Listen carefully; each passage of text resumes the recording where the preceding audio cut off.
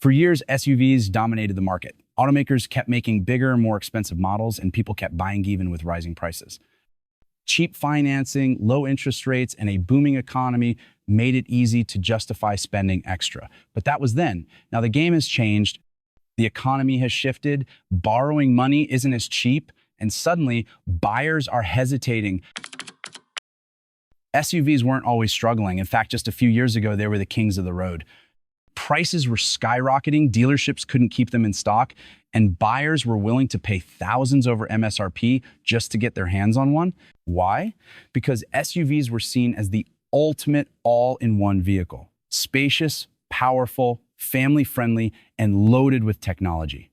They dominated sales charts, while sedans faded into obscurity. Automakers took full advantage. They pumped out more SUVs than ever, pushing luxury trims, bigger screens, and features that made prices climb higher and higher. And for a while, consumers didn't care because low interest rates made monthly payments manageable.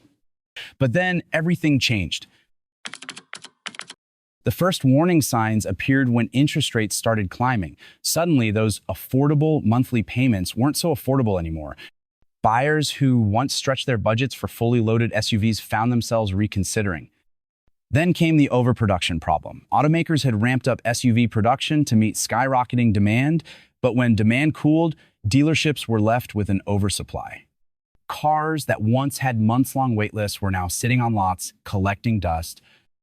At the same time, the rise of electric vehicles and fuel-efficient hybrids changed consumer habits.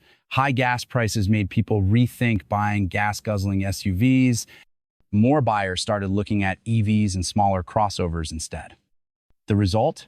SUVs that once held their value incredibly well were now seeing price drops. Some models were hit harder than others, and dealerships were suddenly forced to offer huge discounts just to move inventory. Now, we're witnessing something we haven't seen in years: SUV prices dropping fast. Some dealerships are slashing thousands off the MSRP, while others are offering 0% financing just to get buyers through the door. Luxury SUVs that once commanded insane resale values are now depreciating faster than ever. Even mainstream models are taking a hit, with some losing 10–20% of their value within a year. And it's not just about price cuts. Automakers are feeling the pressure too. Brands that built their success on SUV sales are now rethinking their strategies. Some are pivoting to hybrids and EVs, while others are quietly pulling models from production due to weak demand. So what does this all mean? Is this the beginning of the end for SUVs, or is it just a temporary correction before prices rebound? So is this the end of the SUV dominance, or just a temporary dip before another surge?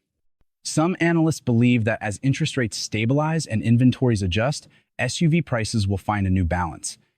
But others argue that the industry is fundamentally shifting. Buyers are rethinking whether they need big, gas-guzzling SUVs when hybrids and EVs offer more efficiency and long-term savings.